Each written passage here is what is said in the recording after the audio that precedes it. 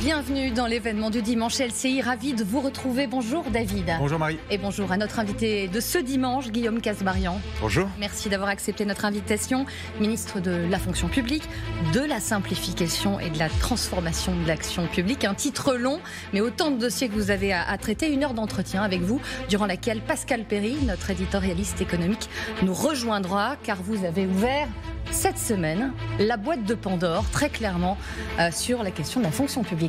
Bonjour Guillaume Kasbarian. Bonjour. Et bienvenue à vous. Merci. Moi j'ai une question vraiment très simple pour entamer nos échanges. Y a-t-il, dans le contexte de comptes publics à la dérive qui caractérise notre pays, y a-t-il trop de fonctionnaires en France ? Non, je ne dirais pas qu'il y a trop de fonctionnaires, mais cela dit, ce que vous dites sur les comptes publics est vrai, c'est-à-dire que nous avons une situation économique qui est fragile, avec un déficit qui atteint les 6%, et que nous devons réagir. Et tout le monde doit prendre sa part.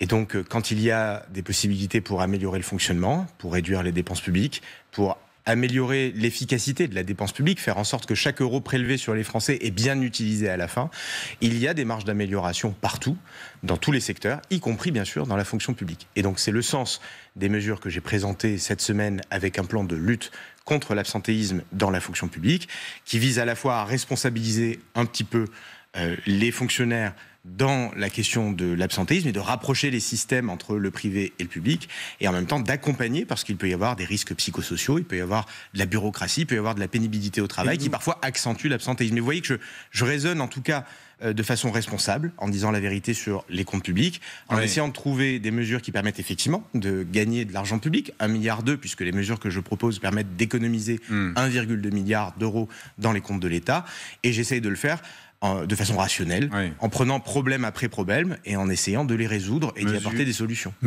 C'est vrai, 1,2 milliard, on commence à entrer dans des chiffres qui peuvent être considérés comme répondant à l'enjeu de retrouver la maîtrise de nos comptes publics. Toutefois, on voit bien que les ordres de grandeur, vous dites on va trouver 1,2 milliard en jouant sur le délai de carence, sur le remboursement des arrêts maladie, mais on va avoir sans doute 30 milliards d'impôts en plus. 30 milliards d'impôts en plus. Guillaume Kasbarian. C'est justement pour ça Guillaume Kasbarian, je voudrais vous faire réagir à quelque chose. La fonction publique, le nombre d'agents publics. Alors l'État n'est pas le plus mauvais élève, mais en fonction publique territoriale, fonction publique hospitalière, entre 1997 et 2022, ça augmente de près de 40%. Le président Macron, en tout cas quand il était candidat en 2017, disait il faut supprimer 120 000 fonctionnaires pour qu'on retrouve un peu d'oxygène. J'entends votre point, effectivement les effectifs ont augmenté, mais vous ne m'entraînerez pas dans du fonctionnaire bashing, parce que ça n'a jamais été la façon dont moi j'ai fonctionné. Et d'ailleurs, même si ce débat sur l'absentéisme a parfois pu susciter des réactions politiques assez dures, la réalité c'est que si je mène ce combat-là, je le mène aussi et surtout pour les fonctionnaires qui sont les premières victimes de l'absentéisme, parce qu'ils constatent dans leur service que quand il y a des absences répétées, elles se répercutent sur ceux qui restent, et que la masse de travail reste la même et qu'il faut bien l'assurer. Et donc cet absentéisme a des impacts sur les effectifs qui restent. Et donc moi je ne rentre pas dans des logiques de fonctionnaire bashing qui visent à expliquer que... ce dont vous accusent les syndicats. Que certains m'accusent, mais qui n'a jamais été, encore une fois, moi je salue tous les jours le travail des 5,7 millions d'agents dans notre pays, qui font un travail remarquable, qui assurent nos services public à l'école, dans l'hôpital, dans les territoires, partout sur le territoire national. Et donc je le maintiens, bien sûr que je suis attaché à la fonction publique et je suis attaché au travail des 5,7 millions d'agents. Après, pour répondre à votre question sur la question des effectifs, peut-être que dans les années qui viennent, nous aurons des évolutions démographiques sur les usagers qui parfois vont vieillir un petit peu plus et nécessiter plus de moyens pour les accompagner, mais parfois à l'école, et on l'a vu avec les décisions de réduction des recrutements à l'école, on a parfois moins d'étudiants et moins d'élèves. Qu'a-t-il enseignants en moins? Eh bien, justement, la démographie peut avoir un impact sur les effectifs. De la même manière, nous allons avoir le déploiement de systèmes d'information nouveaux, de l'intelligence artificielle qui va permettre d'accélérer le traitement de certaines tâches administratives. Là encore, les besoins administratifs ne seront pas forcément les mêmes dans 5 ans et dans 10 ans qu'aujourd'hui si nous réussissons à embarquer toute la fonction publique dans cette transformation. Et donc, moi je suis favorable à ce qu'on ait une évaluation, j'allais dire à froid, rationnelle des besoins de services publics, ministère par ministère, administration, en regardant à la fois les besoins en termes d'usagers, mais aussi les évolutions technologiques qui peuvent faciliter les choses. Et donc moi, j'ai pas de tabou sur la question des évolutions d'effectifs qui parfois peuvent être en hausse, parfois en baisse, pour assurer un service public de qualité pour les usagers. Pas de tabou, mais beaucoup de prudence. On se souvient de Nicolas Sarkozy, il avait dit, les départs en retraite, on remplace 1 sur 2. Et c'était une mesure qui, sur le plan économique, générait de la baisse de dépenses et compréhensible.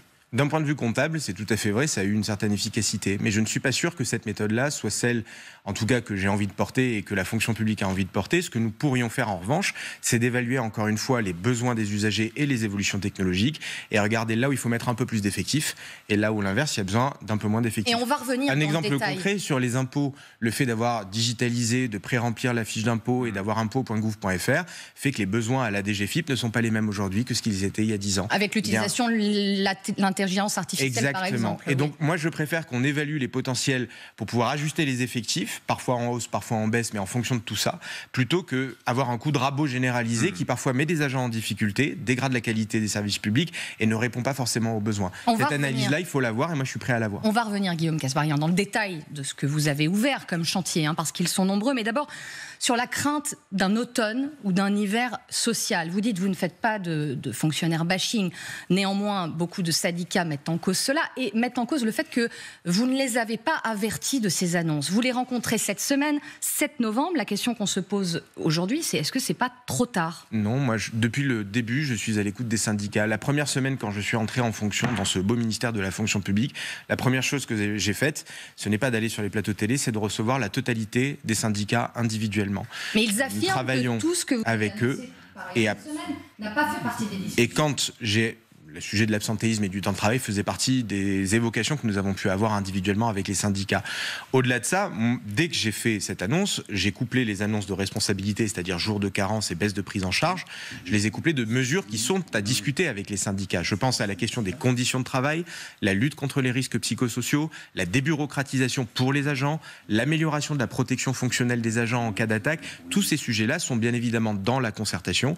Et lorsqu'ils m'ont sollicité cette semaine en disant « nous souhaitons rencontrer le ministre en format plénière », j'ai tout de suite accepté et donc je leur ai proposé que l'on se retrouve jeudi prochain au ministère à 14h30 de sorte que nous puissions discuter de tous ces sujets-là qui sont en concertation et que je souhaite évoquer bien sûr avec eux. Le dialogue social, non seulement j'y suis prêt, je le souhaite et il est utile dans notre pays et je serai toujours du côté du dialogue social. Mais des manifestations et des... Voilà. Mais la liberté syndicale, moi je respecte la liberté de chacun de manifester, de se syndiquer, de porter des positions politiques. Chacun a le droit dans notre pays, c'est la liberté de chacun de s'exprimer. Moi, de mon côté, en tant que ministre, je le redis, je discute avec les syndicats, je discute avec les agents, je les reçois au ministère et je serai dans le dialogue social le plus constructif possible, tout en étant dans la vérité sur les comptes publics, les enjeux budgétaires que nous avons et la nécessité de bien dépenser l'argent public dans un contexte très difficile. Est-ce qu'il y a une liberté aussi fondamentale qui est celle de pouvoir passer des fêtes de fin d'année en famille sans difficulté ? Tout à fait. Non, mais évidemment. Je me pose la question parce que Sophie Binet a déclaré qu'elle souhaitait que les vacances de Noël se déroulent pour le mieux, à condition que les revendications soient entendues avant. Nous appelons le gouvernement à modifier en profondeur son projet de budget. La menace sur les vacances de fin d'année, qu'est-ce que vous en pensez, Guillaume Kasbarian ? Chaque syndicat est responsable de ses actions, de ses projets, de ses menaces et les assume en tant que tels. Voilà, moi je souhaiterais que effectivement les fêtes d'année se passent le mieux possible. Après, charge à chacun de prendre ses responsabilités. Moi je prendrai les miennes, c'est-à-dire qu'il y a des mesures que je défends dans le projet de loi de finances, par exemple les jours de carence, par exemple la baisse de prise en charge en cas de maladie. Donc je les assume et il y a d'autres sujets que je mets en discussion et en concertation et que nous allons échanger avec les syndicats. Chacun ensuite prendra ses responsabilités. Ce n'est pas moi qui provoque, si vous voulez, des manifestations. Moi je souhaite que ça se passe dans le dialogue. Ensuite, libre à chacun des syndicats de s'exprimer, parfois avec beaucoup de modération et d'esprit constructif, parfois avec probablement un peu d'excès, un peu de menaces, et je ne suis pas sûr que ça serve le combat syndical, mais encore une fois, libre à chacun de défendre son positionnement. Là, on va revenir dans le détail sur ce que vous proposez. On accueille sur ce plateau Pascal Perret, éditorialiste économique, pour revenir d'abord sur ces 3 jours de carence en cas d'arrêt maladie dans la fonction publique, Pascal, pour aligner finalement les conditions d'indemnisation du public sur le privé. Bonjour Pascal. Bonjour Monsieur le Ministre. Bonjour. la vérité est souvent dans les chiffres. Je vous propose de les découvrir. Vous les connaissez. C'est le nombre de jours d'absence dans une année. Alors, la fonction publique d'État se distingue d'ailleurs par un comportement vertueux. C'est le secteur dans lequel il y a le moins d'absence en réalité. On voit que dans la fonction publique hospitalière, ça n'est pas le cas, mais tout le monde a compris que la violence est rentrée à l'hôpital. Infirmières, aides-soignants, médecins sont confrontés aux violences de la société. En revanche, on ne comprend pas très bien ce qui se passe dans la fonction publique territoriale. Est-ce qu'il ne serait pas temps, une bonne fois pour toutes, de se dire que dans le privé comme dans le public, les jours d'absence peuvent s'expliquer par l'exposition au risque? C'est tout bête, c'est pas politique. On ne dit pas, il y a le public d'un côté, le privé de l'autre, il y a des risques. Alors, il y a plusieurs choses qui peuvent expliquer ces chiffres, vous les avez donnés. Moi, je rappellerai également que la hausse du nombre de jours d'absence maladie a augmenté significativement de 80% ces 10 dernières années, qu'on est à 77 millions de jours d'absence dans la fonction publique, et que le coût de ces absences représente 15 milliards d'euros dans les comptes publics. 350 000 équivalents temps plein. C'est-à-dire plus que les effectifs de la Poste ou plus que les effectifs de la SNCF.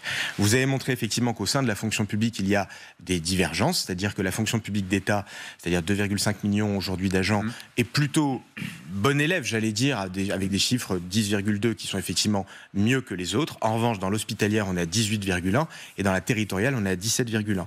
On pourrait même faire le détail de la territoriale parce qu'en fonction de la taille des collectivités, vous avez une absence qui peut être beaucoup plus importante encore. Dans les grosses collectivités, ça peut monter à 30 jours, voire même 40 jours dans certaines. Donc vous voyez qu'il y a un sujet par contre qui est clair, c'est que quand on massifie, qu'on regarde la globalité de la fonction publique, en moyenne on est à 14,5 jours d'absence par agent dans la fonction publique. Dans le privé, on est à beaucoup moins, on est à 11,6. Donc il y a bien une différence entre le public et le privé dans la moyenne des jours d'absence par agent par an. Juste une insiste très brève. Si vous menez à bien votre réforme avec non pas 3 jours non pas un jour de carence, mais 3 jours de carence, est-ce que vous pensez que le nombre de jours d'absence annuelle baissera? En tout cas, on a l'historique de l'application du jour de carence dans le passé, puisqu'on a eu des périodes avec et des périodes sans. Et il se trouve que l'INSEE a montré que l'instauration d'un jour de carence avait eu un impact avec une réduction de la fréquence d'absence de 23%. Donc, le jour de carence a eu... donc en déduire qu'il y aurait des jours de maladie qui sont en réalité de fausses maladies. C'est pas l'accusation que je porte et je vais pas rentrer encore une fois dans du fonctionnaire bashing sur le sujet. Non, mais il y a une efficacité. Quand il y a moins de jours de carence, il y a moins d'arrêts maladie. Il y a une efficacité de la mesure de jour de carence quand elle a été mise en place. Et c'est tout à fait vrai. Et c'est pour ça que nous utilisons ce levier dans la fonction publique. Mais il y a aussi d'autres sujets. Vous avez parlé d'exposition au risque que je souhaite aborder dans mon plan de lutte. Juste 2 mots. Donc, entre le fonctionnaire de la mairie de Paris qui travaille ce qu'on appelle le back-office, et puis éventuellement un fonctionnaire territorial qui travaille dans les Alpes ou les Pyrénées en plein hiver, exposition au risque, au froid, travail de nuit, etc. Est-ce qu'on peut décemment imposer le même traitement ? En réalité, la prise en charge, par exemple, d'un accident dans le cadre du travail... Je ne parle pas d'accident, je parle d'exposition au risque. Vous avez une exposition au risque. Donc ce risque se matérialise s'il y a, par exemple, un accident de travail ou si vous avez un risque qui se produit ou une maladie qui est issue, mais du travail. Bon, dans ces cas-là, je le dis, quand vous êtes en affection longue durée ou quand vous êtes sur un événement qui s'est produit au travail, quand vous avez une complication issue d'une grossesse, quand vous avez un cancer, sur tous ces sujets-là, la réforme que je propose ne changera pas la couverture. Et donc, d'une certaine manière, les risques que vous évoquez sur la santé, y compris les risques graves, sont pris en charge et ne changeront pas avec la réforme que je propose. En revanche, oui, sur la règle générale, on se rapproche du privé avec 3 jours de carence et une baisse de prise en charge de 100% à 90% au-delà du 3e jour, pendant 3 mois. Pendant 3 mois. Exactement. C'est la règle que je propose dans un esprit de rapprochement public-privé et, encore une fois, avec des données à la fois très alarmante sur l'absentéisme qui a beaucoup augmenté ces dernières années et qui a décroché entre le privé et le public et l'efficacité que nous avons pu observer dans le passé sur l'instauration d'un jour de carence. Courte parenthèse et incise aussi sur la manière dont vous allez procéder juste. Vous le souhaitez, vous dites, vous allez le proposer. Quel véhicule Ça sera dans le projet de loi de finances et donc des amendements vont être portés dans le projet de loi de finances. D'abord à l'Assemblée nationale puisque le projet de loi de finances est en examen la semaine prochaine en commission en tout cas à l'Assemblée nationale. Les parlementaires, en tout cas les les députés auront à se prononcer dessus. Et puis ensuite, vous savez que le texte financier ira au Sénat, et donc au Sénat, nous le porterons également. Ça se terminera par un 49.3, les ça, sénateurs, on sait tous. avant d'en arriver là, les sénateurs ont par le passé déjà porté des mesures sur la carence, puisque chaque année, traditionnellement, ils proposent 3 jours de carence pour la fonction publique. Et donc il y a peu de chances que les sénateurs changent d'avis sur le sujet, puisque chaque année, traditionnellement, c'est une mesure qu'ils proposaient jusqu'à Donc vous dites que l'issue est connue. Les fonctionnaires passeront donc désormais. Ma volonté et celle du gouvernement est connue. Formellement, nous le proposons aux parlementaires. Nous sommes dans le respect du débat parlementaire, à la fois des députés et des sénateurs, mais c'est une volonté très claire et très déterminée du gouvernement que d'avancer sur ce plan de lutte contre l'absentéisme. Excusez-moi, mais j'ai juste pas compris. Est-ce qu'à votre avis... Je vais essayer de clarifier. Non, sur les aspects techniques, j'ai compris, mais c'est juste sur votre sentiment sur nos agents publics. Il y a de l'abus ou il n'y a pas d'abus sur les arrêts maladie ? C'est comme dans le privé, vous avez parfois des abus, parfois vous n'en avez pas. Vous avez des causes réelles de maladie. C'est pas tout à fait une réponse, monsieur le ministre, si je peux me permettre. J'essaie de répondre sans faire de généralité ou de banalité sur le sujet. Vous êtes aux manettes. Vous avez un poste d'observation et d'action privilégié sur notre fonction publique. Y a-t-il dans la fonction publique davantage d'abus de l'arrêt maladie qu'il n'y en a dans le privé? C'est ça. Ou un statut trop protecteur, si vous voulez la question dans un sens inverse. En tout cas, qu'il y ait un statut qui soit différent du privé, c'est tout à fait vrai. Mais trop protecteur aujourd'hui. En tout cas, ce qui est clair, c'est qu'aujourd'hui, dans la fonction publique, vous n'avez qu'un seul jour de carence et une prise en charge à 100% à partir du 2e jour de carence, enfin à partir du 2e jour d'arrêt. Et ce, quel que soit votre historique dans la fonction publique, dès le premier jour où vous êtes dans la fonction publique, vous avez droit à cette protection au-delà du premier jour de carence. Surabondant. En tout cas, c'est une divergence par rapport au privé. Et c'est pour ça que nous souhaitons le rapprocher sur le sujet. Est-ce que ça pousse aux abus? Écoutez, monsieur le ministre, ou au confort. Nos concitoyens s'interrogent. Les abus, vous les avez en réalité dans tous les domaines. Vous les avez partout dans la société. Vous avez des abus chez les journalistes, vous avez des abus dans le privé, vous avez des abus dans le. Jamais autour de ces plateaux. Jamais, je sais bien, mais je ne jetterai pas l'opprobre sur la totalité des effectifs en expliquant que la seule explication de cette hausse serait issue d'abus. Ce ne serait pas vrai, ce ne serait pas juste et ce serait excessif. Est-ce qu'il peut y en avoir, tout comme il y en a partout dans d'autres circonstances? Mais ma responsabilité, c'est que face à un décrochage des chiffres, agir avec des mesures efficaces qui, effectivement, permettront d'économiser 1,2 milliard d'euros dans les comptes publics et, je l'espère, réduire le taux d'absentéisme dans la fonction publique et de le rapprocher du plus possible du taux d'absentéisme que nous pouvons avoir dans le privé. Rapprocher public-privé sur la question aussi, Pascal, de l'emploi à vie, de la statut de la fonction publique. C'est exactement ça, parce qu'on a pris 3 exemples en Europe. Tout le monde n'a pas la même approche des emplois publics. En France, on a 5 700 000 agents publics et l'essentiel ont le statut de fonctionnaire. Prenez le cas de l'Allemagne, ce n'est pas tout à fait le cas, c'est 35% de fonctionnaires, il y a seulement 5 millions d'agents publics. Faire la distinction agent public fonctionnaire. Vous allez en Suède, qui n'est pas un pays exposé à l'ultralibéralisme, 90% de non-fonctionnaires dans les emplois publics. Est-il normal, par exemple, monsieur le ministre, qu'un cuisinier, c'est pas stigmatisant ce que je vais dire, un cuisinier d'une cantine dans votre département ou un jardinier d'une collectivité dans le département du Lot ait le même statut qu'un magistrat, qu'un diplomate ou qu'un policier? Alors, les chiffres que vous montrez là montrent aussi une divergence historique entre les différents pays européens. Nous n'avons pas la même tradition et la même histoire que l'Allemagne ou que la Suède par rapport à notre fonction publique. Et donc nous sommes les héritiers, j'allais dire, d'un système qui est ainsi. En revanche, moi, je ne suis pas fermé à ce qu'on discute d'une évolution des statuts et du fonctionnement de la fonction publique. Des travaux ont été engagés par mes prédécesseurs, que ce soit Amélie de Montchalin ou que ce soit Stanislas Guérini. Ils font partie des discussions que je souhaite avoir avec les forces syndicales. Il fait partie de l'agenda social que je leur ai proposé. Je ne veux pas venir aujourd'hui vous donner les conclusions de ces discussions syndicales. Non, mais de votre avis à vous, mon avis personnel. Le coordinateur des médiathèques d'Asnières, Bois-Colombes, est-ce qu'il doit être absolument fonctionnaire ? Est-ce qu'il doit être absolument fonctionnaire? En tout cas, il l'est aujourd'hui. La question, c'est faut-il ou pas donner plus de flexibilité aux collectivités par la suite, si elles le souhaitent? Ça peut être un beau débat parlementaire qui a lieu au sein du Parlement en lien avec des discussions syndicales.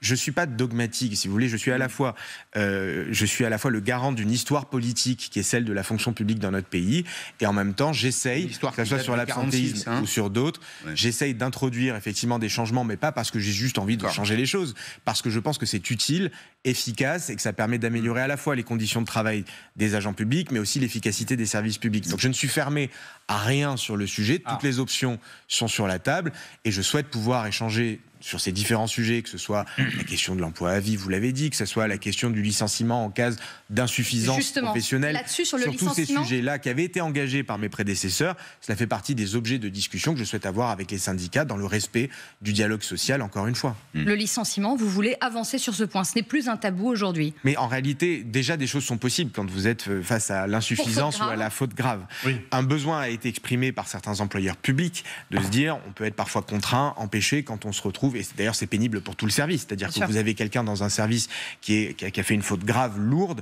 Ça peut être compliqué à gérer cet effectif-là si vous n'arrivez pas à un moment à vous en séparer parce qu'il y a eu une faute grave, lourde, handicapante qui en plus touche tout le service. Donc moi, j'entends ces remarques-là qui me reviennent des employeurs publics et mes prédécesseurs avaient engagé ce travail-là et cet échange parce que eux aussi l'avaient constaté. Reste à savoir, et c'est à discuter avec les syndicats, pour faire face à cela, qu'est-ce qui peut être changé soit dans la loi, soit par voie réglementaire, pour améliorer la fluidité et éviter de se retrouver dans une situation impossible où une personne a lourdement fauté, mais tout le service pâtit de sa présence parce qu'on n'arrive pas à trouver de solution des ressources humaines pour pouvoir aller de l'avant. Sur ces sujets-là, moi, je suis ouvert, bien évidemment, à la discussion sur le sujet. On en est à s'interroger comment faire pour pouvoir licencier quelqu'un qui a commis une faute lourde. C'est ça que vous dites. Non mais, alors que normalement, le débat qui avait été ouvert par votre prédécesseur, Stanislas Guerini, c'était d'ouvrir d'autres causes de licenciement, comme dans le privé. Parfois, dans le privé, on peut se faire licencier, malheureusement, tout simplement parce que, pour des raisons économiques, par exemple, ou bien parce que la fonction que vous occupiez, eh bien, il n'y a plus de nécessité pour des raisons d'avancée technologique, etc. Bon. Donc, on comprend que l'ouverture d'un débat plus avant n'est pas à l'ordre du jour, en tout cas pas au vôtre. J'ai toujours dit que tous les débats étaient ouverts et que l'ensemble des chantiers qui avaient été ouverts, y compris par mes prédécesseurs, sont toujours sur la table et qu'en gros, toutes les options sont sur la table. Discussion le 7 novembre. Et ce que je dis, discussion le 7 novembre. Alors, et par la suite, je vous dirai sur les différents chantiers ce qu'on est capable de faire avancer dans le dialogue social et dans la responsabilité, et ce qui, à l'inverse, fait peut-être un peu moins sens ou sur lequel on se dit c'est pas la priorité du moment. Mais encore une fois, si je vous donnais la réponse maintenant tout de suite sur votre plateau, vous comprendriez que les syndicats ne soient pas contents. Et ça gagerait. Ça gagerait en disant il est en train d'annoncer quelque chose sur les plateaux alors qu'on a prévu de discuter avec lui. Moi, je suis dans le respect du dialogue avec eux. On vous demande pas. Eh bien, mon avis, je vous ai donné mon ouverture d'esprit sur la totalité des chantiers de transformation de la fonction publique, parce que quand il y a un problème, je ne suis pas du genre à le mettre sous le tapis, à fermer les yeux et à dire on oublie parce que ça pose problème. Et je l'ai montré cette semaine, comme je l'ai montré dans le passé, je suis capable de prendre des décisions fermes, parfois difficiles, et de les assumer. Et en même temps, je suis dans le dialogue, c'est-à-dire que je ne veux pas préempter des discussions que j'ai déjà annoncées. Juste un point, parce que vous disiez être ouvert à toutes les idées qui peuvent venir. Vous avez lu le livre d'Édouard Philippe et de Gilles Boyer, Dans l'ombre, ou pas? Vous n'avez pas lu ça? On en a fait une série. Il y a une série qui passe à la télévision en ce moment. Vous avez non, en toute honnêteté, j'ai pas eu le temps encore de le lire, mais je le lirai avec plaisir. C'est une fiction, hein, ça raconte une campagne présidentielle et le candidat, il arrive avec une idée, avec une proposition. Moi, ça faisait longtemps que j'avais pas vu une nouvelle proposition. Il a fallu que je la voie dans une fiction. Il dit on va augmenter de 30% tous les enseignants. Pas mal. Ça interpelle tout de suite. Mais en échange, ils abandonnent le statut de fonctionnaire. On est dans la fiction, monsieur le ministre. C'est une idée. C'est une idée. C'est une idée. Je commenterai pas la fiction parce que j'ai pas lu le bouquin. L'auteur, c'est Édouard Philippe. Voilà. Hein. Mais j'ai le plus grand respect pour Édouard Philippe, évidemment. Moi, je lirai avec attention la fiction. Moi, ce qui m'intéresse, c'est encore une fois améliorer le quotidien du service public et de le faire de façon responsable. Donc, s'il y a des propositions sur la table qui permettent de revaloriser mieux les agents de la fonction publique, je serai le premier heureux. Je peux vous assurer que c'est un vrai plaisir quand vous êtes ministre de pouvoir annoncer des bonnes nouvelles et de belles revalorisations. Et il faut le faire après dans un modèle sur lequel on est responsable budgétairement, c'est-à-dire que quand on a un déficit de moins 6%, quand on est à la traîne par rapport à d'autres pays européens, quand on voit le risque que tout ce déficit soit compensé par de la fiscalité en plus, la responsabilité, c'est de se dire je ne peux pas faire des jolies promesses qui plaisent à tout le monde si je ne suis pas sérieux budgétairement. Donc moi, je serais très heureux de pouvoir augmenter chacun. Ça serait un vrai plaisir. Mon prédécesseur, d'ailleurs, a fait une augmentation historique du point d'indice, qui n'avait pas eu lieu depuis 37 ans. On n'est pas exactement dans la même situation budgétaire aujourd'hui. Et ma responsabilité, c'est certes d'essayer de faire plaisir à certains quand c'est justifié, que ça permet d'améliorer le pouvoir d'achat des uns et des autres, mais de le faire de façon responsable budgétairement. Donc je suis sur cet équilibre-là. Avant d'en venir à la question épineuse des retraites avec vous, Pascal, des fonctionnaires, juste une question rapide sur la rémunération au mérite. L'inspection générale des finances pointe régulièrement le fait que les fonctionnaires manquent de productivité. Est-ce que cela, les rémunérer au mérite, ça aurait le fait de solutionner ce problème? Là encore, ça faisait partie des chantiers, qui étaient poussés par mon prédécesseur. C'est là aussi sur la table de la discussion, et il y a plusieurs façons de faire de la rémunération. Que de choses sur la table, hein. Mais parce que moi, je mets rien sous la table et sous le tapis.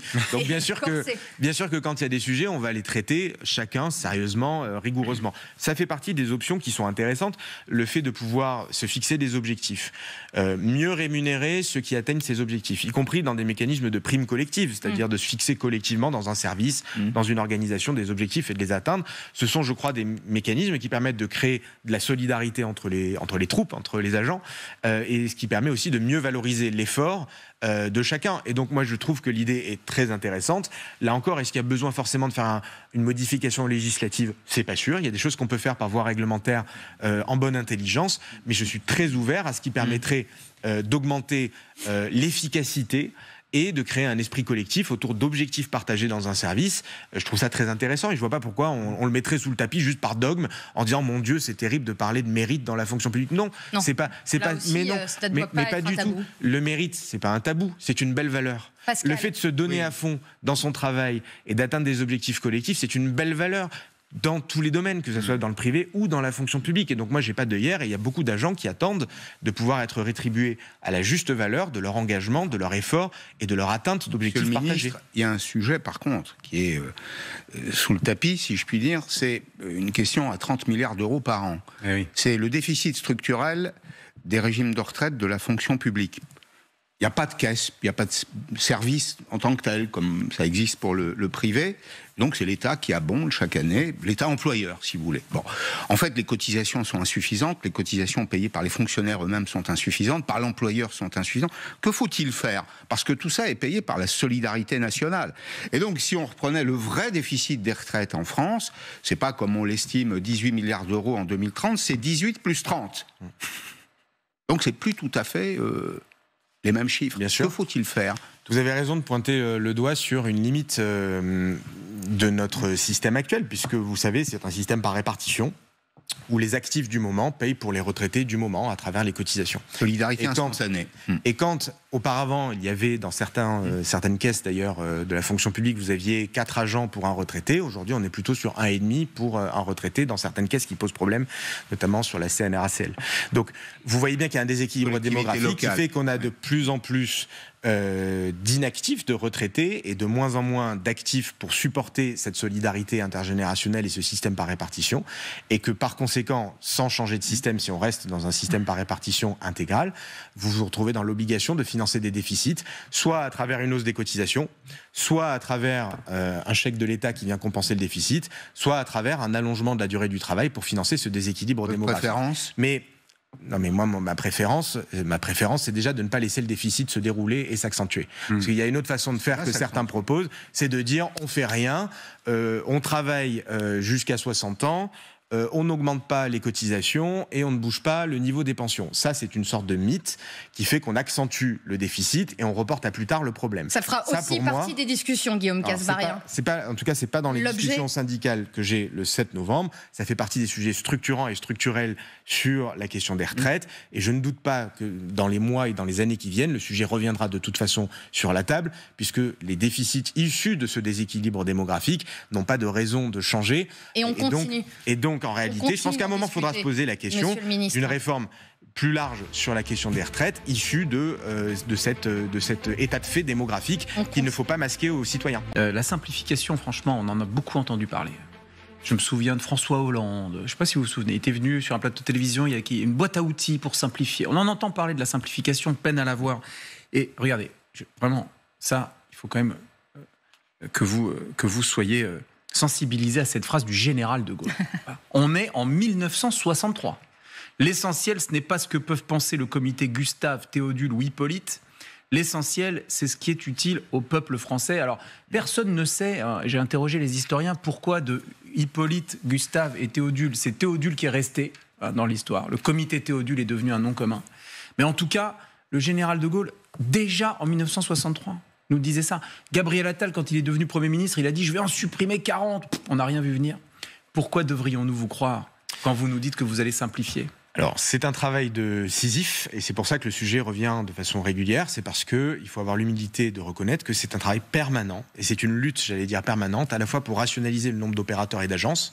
Le Premier ministre a annoncé que nous allions en supprimer 10% dans les 4 ans qui viennent, mais aussi de supprimer des comités Théodule qui soit ne servent pas, soit freinent la décision publique. Moi, je vais vous dire, en 2020, j'ai porté déjà une loi qui était la loi ASAP, qui était une loi de simplification, qui déjà contenait 15 suppressions de comités.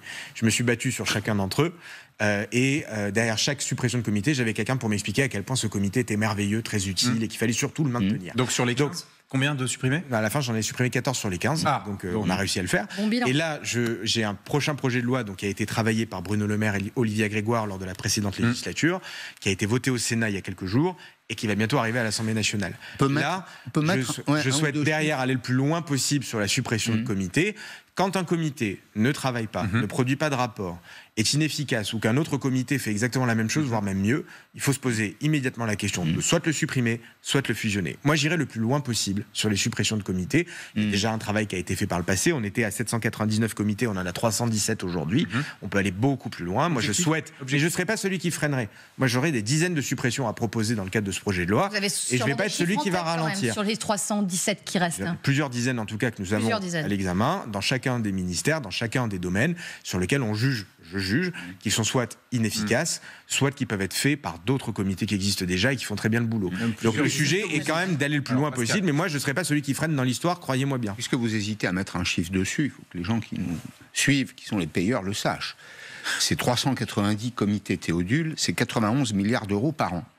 Ça coûte. Vous parlez plutôt des agences. Il y a 400 agences. Il y a 1200 organismes parapublics. À l'intérieur, il y a des agences. Notamment, vous avez ces agences parapubliques, là, ou publiques d'ailleurs, c'est 91 milliards d'euros par an. Après, certaines distribuent aussi des moyens. C'est-à-dire qu'elles ne font pas que gérer de la complexité. Non, mais il y en a qui sont utiles. La prime Rénov', par exemple, c'est distribué par une agence. La Rafor, la Rafer qui gère le chemin de fer, l'agence, les agences de l'énergie, tout ça, c'est utile. Mais enfin, quand on fait la liste, il faut aller loin, quand même. Vous avez 310 milliards, Pascal. Comment ? Vous avez bien 10 milliards. Ah oui, j'ai parlé de milliards. Là, aujourd'hui, les chiffres. Attendez, mais on a envie de savoir, puisqu'on paye, qui s'accroche ? Vous avez des gens qui s'accrochent, qui refusent, qui disent non, c'est pas possible, c'est essentiel, parce qu'on a besoin de savoir où sont les blocages, monsieur le ministre. Je le disais tout à l'heure, vous avez toujours de la résistance au changement. Mais où et qui ? Vous les avez tous, mais y compris même chez certains parlementaires qui parfois peuvent siéger dans certains comités ou dans certaines agences.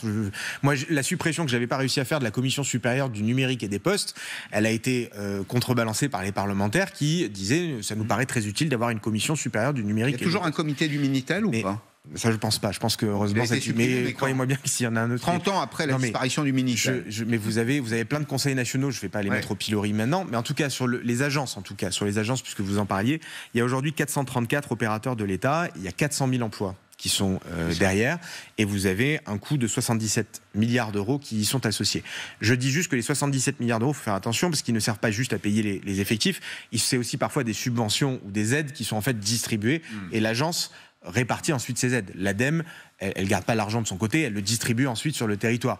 L'ANA, quand elle distribue MaPrimeRénov', elle garde pas pour elle les sous, elle les reverse à ceux qui les distribuent. Donc attention juste à la facilité de dire il n'y a qu'à supprimer ces organisations et on va gagner 70 milliards.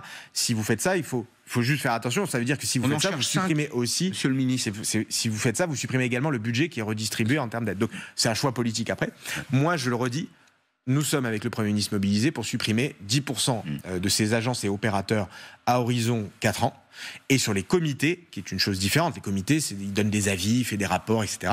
Là, c'est d'en supprimer le plus possible dans les semaines et dans les mois qui viennent. Le Rassemblement national propose dans son contre-budget et nomme des organismes ou des agences, par exemple le contrôleur général des lieux de privation et de liberté, la commission de régulation de l'énergie, la commission nationale du débat public. Est-ce que parce que c'est le Rassemblement national, sont forcément de mauvaises propositions? Mais vous avez plein de parlementaires qui sont très engagés sur la suppression de comités. Chez LR, vous avez M. Juvin, par exemple, qui régulièrement propose des suppressions. Chez EPR, vous avez Constance Le Grip qui est très intéressée sur ces questions-là. Vous avez plein de parlementaires de tous bords qui, de bonne foi, veulent aller vers la suppression de comités. Moi, mon fonctionnement, c'est d'être rationnel. Voilà. Donc, quand un comité ne produit pas, ne sert à rien ou que le travail est fait par d'autres en parallèle et que donc ça doublonne pour rien, il ne faut pas se poser la question, il faut supprimer. Donc moi je serai encore une fois celui qui encourage les parlementaires à la créativité en termes de suppression de comités et pas celui qui est le garant d'un conservatisme sur ne changeons rien, ne parlons pas du sujet et mettons le sujet sous le tapis. C'est pas mon style,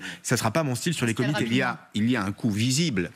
Vous avez une formation d'économie, je crois. Il y a un coût visible et puis il y a souvent des coûts cachés.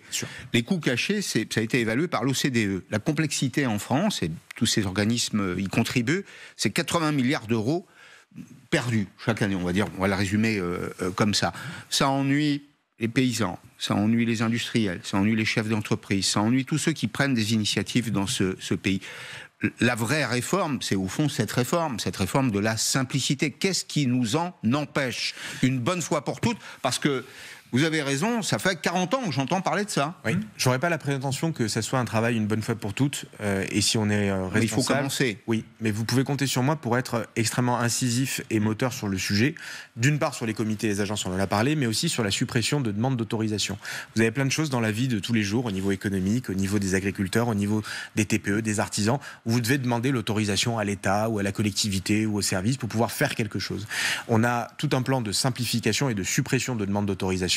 Et là encore, le projet de loi de simplification permettra de supprimer, de couper un certain nombre de demandes d'autorisation qui nous semblent plus être utiles et sur lesquelles il faut arrêter de demander l'autorisation à l'État ou à la collectivité. Donc ça fait partie des objets. Ensuite, vous avez aussi des procédures qui parfois peuvent être un peu longues, sur lesquelles on va les découper, exactement, sur lesquelles il faut pouvoir procédure par procédure, administration par administration. Vous avez des exemples sur quoi on pourrait ne plus demander Moi, j'avais travaillé beaucoup sur la question industrielle, par exemple, sur les extensions de sites industriels. Et on a fait beaucoup sur le sujet. On a réduit les délais de procédure sur lesquels on a réussi à couper un certain nombre d'éléments qui ralentissaient. Sur les squats, quand j'ai porté le dispositif anti-squat, c'était une mesure. Et quand même quand j'étais parlementaire, c'était un sujet sur lequel on avait constaté que la procédure était beaucoup trop compliquée et qu'il fallait trouver une voie express pour pas que des propriétaires victimes de squatteurs se retrouvent pendant des années empêtrés dans des procédures administratives. D'ailleurs, elle marche. On a porté petit squat. Elle marche bien sûr. Elle a été promulguée l'année dernière et les derniers chiffres que nous avons, c'est que sur 20 préfectures sur lesquelles nous avons des données comparables, nous avons réussi cette année à expulser 356 squatteurs, c'est-à-dire 3 fois plus qu'avant la loi. Et donc la loi a permis de tripler les expulsions de squats dans les préfectures qui ont été sondées. Et donc on a une efficacité certaine avec une accélération de la procédure. Quand vous avez un squatteur qui se pointe chez vous et qu'il rentre par manœuvre, voie de fait ou menace, vous avez un circuit maintenant préfectoral où le préfet en quelques jours déclenche l'évacuation des squats par la force et doit la déclencher. C'est-à-dire que ce n'est pas une option, c'est quelque chose qu'il doit faire. Et donc ce circuit express, en dehors ou parallèle au circuit judiciaire qui lui était trop long, permet aujourd'hui d'expulser 3 fois plus de squatteurs qu'il y a de ça quelques temps. Donc oui, ça marche, bien sûr, encore faut-il y aller. Monsieur le ministre, votre collègue du gouvernement, ministre des Territoires, Catherine Vautrin, accorde ce matin une interview aux Parisiens. Alors, elle répond à une demande qui a été fortement portée par nos élus locaux, par nos maires, qui ont dit il faut remettre la taxe d'habitation, ça nous a handicapés dans la gestion de nos villes. Elle répond non. Elle dit dans ce budget-là, il n'y aura pas de taxe d'habitation. Mais alors, elle ajoute, mais quand même marqué d'ailleurs sur ce qu'ils affichent à l'écran. Il n'y aura pas de retour à la taxe d'habitation. Oui, donc là, on parle du budget 2020. Mais il faut regarder les petites étoiles et, alors, elle dit, et le détail. Non, mais c'est un peu la blague du jour. Parce qu'elle dit, il n'y aura pas de taxe d'habitation, mais il faut qu'on discute. Ouais. Il faut réfléchir, je cite la ministre, il faut réfléchir à une participation possible au fait de vivre dans la ville ou le village, parce qu'il n'y a rien de gratuit. Donc la participation au fait de vivre dans une ville ou un village, ça s'appelle la taxe d'habitation. Non, pas forcément. Parce que vous en concluez qu'il y a forcément une taxe derrière. Mais ce qu'elle dit, c'est que quand on consomme des services, y compris des services publics en local, il est normal qu'il puisse y avoir une contribution qui soit faite. Ça passe pas forcément par une taxe d'habitation. Donc c'est quoi, c'est des Vous pouvez tarifer un certain nombre de services à l'usager, sur lesquels vous demandez une contribution à l'usager en fonction de sa consommation de services publics, mais qui soit pas forcément une taxe d'habitation. La taxe d'habitation, elle concernait à l'époque tout le monde. Quand vous habitez, le simple fait même de vivre fait que vous étiez taxé. Ça posait d'ailleurs des problèmes d'inégalité en fonction des territoires. Et c'était une taxe qui était pas négligeable sur le pouvoir d'achat des citoyens. Donc il a été décidé de la supprimer. Nous l'avons supprimée. Nous l'assumons. Et donc il n'y aura pas de retour. La taxe d'hab. Il n'y a pas de retour de la taxe d'habitation. Madame Vautrin est parfaitement claire sur le sujet. Après qu'elle dise dans l'article que rien n'est gratuit, qu'il ne faudrait pas laisser penser que tout est gratuit et que tout a un coût pour les services publics, peut laisser effectivement entrevoir le fait qu'il y ait une participation taxation, mais qui n'est pas forcément du tout une taxe. Ça peut très bien être le fait de dire, quand vous consommez un service public, il y a des choses qui peuvent être facturées. Lequel, par exemple, pourrait être tarifé? Vous pouvez avoir des services sur lesquels l'urbanisme, par exemple, mais je vous dis ça comme ça, sans avoir investigué moi-même, mais je vous prends quelques exemples. Vous allez en mairie, vous avez une procédure d'urbanisme, vous avez des choses que vous demandez qui consomment du temps à une mairie, qui consomment du temps à une collectivité, sur lequel vous facturez en tout cas une part, et sur lequel vous dites vous êtes usager du service public, il est normal que vous contribuiez. Sur la culture, on paye. Vous voulez un document d'identité, vous payez aussi, puisque vous payez un timbre. Oui. Il y a déjà. Vous voyez que c'est pas de la taxe. Non, mais il y a déjà. Vous voyez que c'est pas de la taxe. Mais il y a déjà beaucoup de choses qui sont tarifées. Pour nos concitoyens, c'est la même chose. Et puis, je suis vraiment désolé. La taxe, la taxe, elle pèse sur tout le monde, quel que soit votre usage des services publics. Oui. La contribution que vous venez de citer en disant quand vous demandez un passeport, vous payez un timbre fiscal. Fléché. Quand vous allez à la cantine, vous avez une contribution cantine. Quand vous avez une sollicitation spécifique, vous payez. Ça, c'est de la contribution sur l'usage en fonction de ce que vous consommez comme service public. Je ne vais pas répondre à la place de Catherine Vautrin, mais ce que je veux dire par là, c'est qu'elle est tout à fait claire, d'une part sur le fait que la taxe d'habitation, c'est fini, il n'y aura pas de retour de la taxe d'habitation, et elle est tout à fait claire sur le fait de dire, en vérité, que rien n'est gratuit quand on consomme du service public, et que à l'avenir, quand il y a des services qui sont coûteux, eh bien, il n'est pas totalement impossible de demander à l'usager une forme de contribution qui peut avoir divers aspects, mais qui doit être le plus juste possible. Les deux sont parfaitement compatibles, et je trouve que Catherine Vautrin est très claire. C'est vrai que vous avez clarifié. Ouais. On arrive dans le dernier chapitre aussi de cette émission. On aimerait ouvrir avec vous une parenthèse un peu plus politique. Votre place dans ce gouvernement, Michel Barnier, de cohabitation, on ne sait plus vraiment. On a été marqués tous, et les observateurs ont fait cette remarque, d'une grande absence des députés Ensemble pour la République et du bloc central dans les travées de l'Assemblée nationale pour l'examen du budget. Et puis ces échos de presse aussi, qui disent que chez vous, dans votre famille politique, tout le monde est déprimé au possible. On est démobilisé en voie de LRisation, les gens ne savent pas où ils vont, ils errent. Au RN et à gauche, tu as un truc très charnel, la volonté de la prise du pouvoir, nous on n'a plus ça. Vos députés ont-ils mieux à faire et ont-ils le moral dans les chaussettes ? Non, déjà, il ne faut pas se fier aux petites phrases en off qui sont distillées sans qu'on sache d'où ça vienne. Mais il y avait peu de monde, ça c'est un fait. Il y a deux choses que je voudrais vous dire sur le sujet. Un, sur la question de la présence. Moi, j'ai été parlementaire pendant 7 ans et j'ai le plus grand respect pour l'Assemblée nationale. J'ai même été président de commission et je vois bien comment fonctionnent les travaux parlementaires. Ça n'est pas parce que vous n'êtes pas dans l'hémicycle que vous êtes à la plage en train de rien faire. En réalité, vous avez plein de réunions parallèles qui se déroulent à l'Assemblée nationale, des commissions d'enquête, des missions d'information, des entretiens qui sont planifiés. J'ai fait le compte. Non mais Madame Chantrey, j'ai fait le compte. Rien que pour la semaine prochaine, je vous invite à regarder le site de l'Assemblée nationale et l'agenda public. Demain, par exemple, vous allez avoir dans l'hémicycle la discussion sur le PLFSS, les textes sociaux. Et en parallèle, en commission des finances, vous avez l'examen du projet de loi de finances sur la deuxième partie. En parallèle, les députés, ils ont 2 réunions toute la journée qui font qu'ils ne peuvent pas être dans les 2 endroits. La semaine prochaine, il y a 41 réunions à l'agenda de l'Assemblée nationale qui se déroule en dehors de l'hémicycle. Et donc, la présence et le travail d'un député ne se mesurent pas uniquement à la présence dans l'hémicycle. Il y a des travaux qui existent en commission, il y a des travaux qui existent partout à l'Assemblée nationale, et les députés, dans leur immense majorité, sont des bosseurs qui bossent de 8h du matin jusqu'à minuit. Mais je tiens à le dire parce que j'ai du respect pour cette institution, et je ne laisserai pas dire que les députés ne font rien parce qu'ils ne sont pas en train d'appuyer un bouton de 8h à minuit dans l'hémicycle, parce qu'ils ont en réalité plein de réunions parallèles auxquelles ils doivent être présents, et il faut rétablir là aussi la vérité. Suradministré. Trop de lois. Mais attendez, moi je suis frappé, monsieur le député, par un chiffre. Non, lui il est ministre. Monsieur le ministre, pardon. Mais vous avez été député. Peut-être que vous deviendrez député un jour. Pardon. Possible. Monsieur le ministre, 50% des lois en France qui ont été votées il y a 1 an n'ont pas reçu leur décret d'application. Oui. Vous dites qu'il y a suradministration, il y a aussi beaucoup d'amendements. C'est-à-dire qu'on a aussi un suramendement parlementaire qui est en cours. Vous regardez chaque année, on a de plus en plus d'amendements, ce qui fait que d'ailleurs les discussions s'étirent dans les soirées, dans les week-ends, etc. Parce qu'on a une procédure parlementaire qui dysfonctionne, ou ce qui devrait être travaillé en commission, normalement, ne devrait pas revenir à l'identique en séance. Or, on se refait les débats en séance de la même manière qu'en commission, et on a des parlementaires qui, parce qu'ils sont en permanence sous pression sur la question des amendements, en déposent des tonnes et des tonnes et des tonnes, et donc on a une procédure parlementaire qui est beaucoup trop irrationnelle et qui ne fonctionne plus aujourd'hui par rapport à nos voisins européens. C'est vrai. Sujet de fond qui est majeur pour nos concitoyens, celui de la maîtrise de nos frontières.